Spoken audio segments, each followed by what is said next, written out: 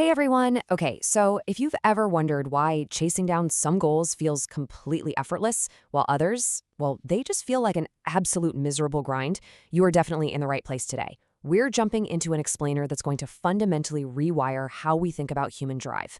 We're talking about what genuinely actually motivates us from the inside out.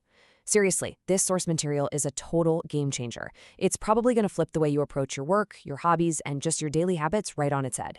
So what actually drives us? I want you to just pause and really think about that for a second.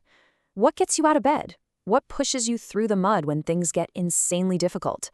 For the longest time, society basically ran on this old carrots and sticks system. You know the drill. Reward a behavior you want with a bonus, punish the stuff you don't. And hey, maybe that worked decently well back in the day for routine, factory line tasks. But today, for the complex, creative problems we're all tackling, it's actually doing way more harm than good. In fact, those external rewards can literally crush our creativity. The source material we're unpacking today makes a massive point. For the things that really matter, true drive isn't forced by some external prize. It comes from within. It is entirely intrinsic. Here's our roadmap for today's explainer. We're going to cover 1. The new operating system. 2. Autonomy. 3. Mastery. 4. Purpose. And finally, 5. Booting up your motivation. Let's dive right in. Section 1. The new operating system. Right off the bat, our source material introduces this absolutely brilliant phrase, the triad of intrinsic motivation.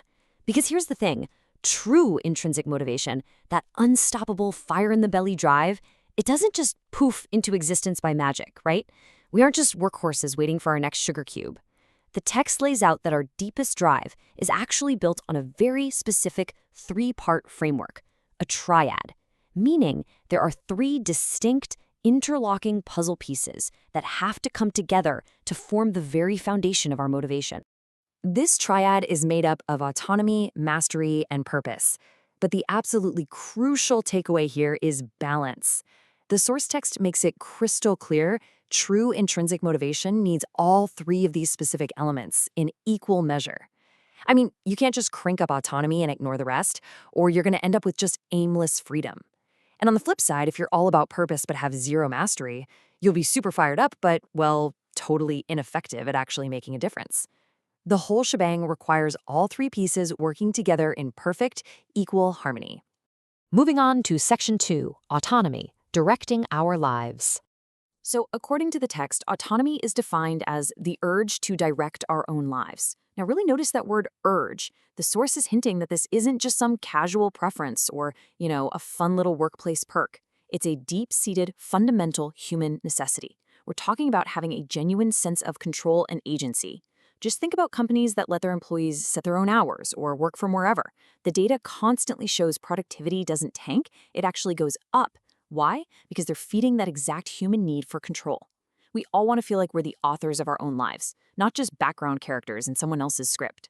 Because when we actually have a sense of control and power over our daily actions, man, we thrive. We own our failures, we own our successes. But the second we lose that, like when we're micromanaged to death or when our choices are just totally stripped away and we aren't directing our own lives anymore, our internal drive absolutely crashes.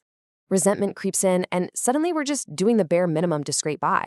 So autonomy isn't a luxury. It's literally the starting line of human motivation.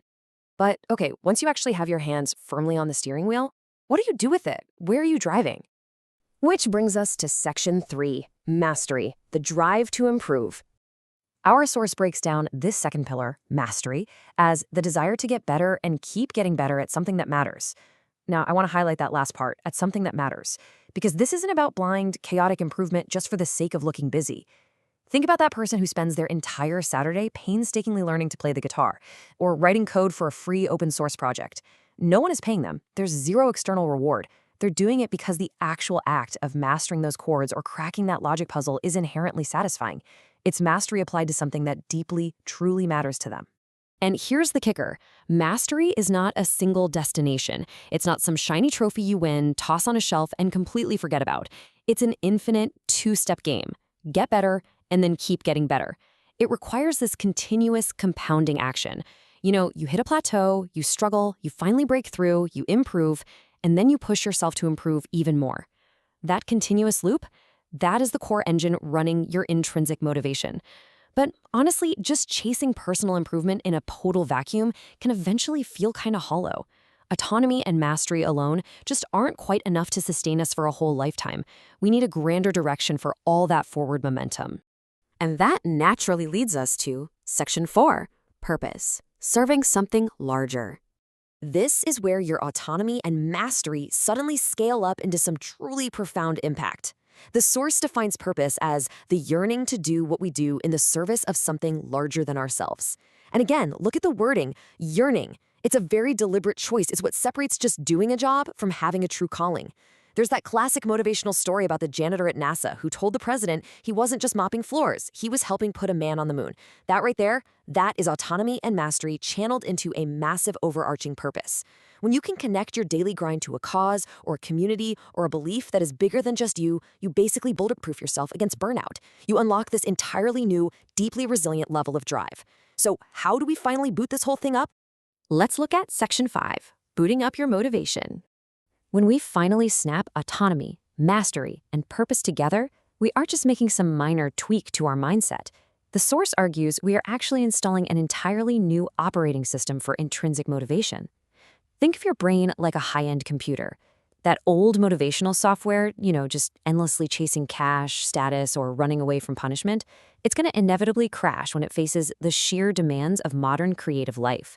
But by locking in these three distinct pieces, taking true control of your path, dedicating yourself to endless improvement at things you actually care about, and serving a larger cause, you are fundamentally upgrading your own capacity for success.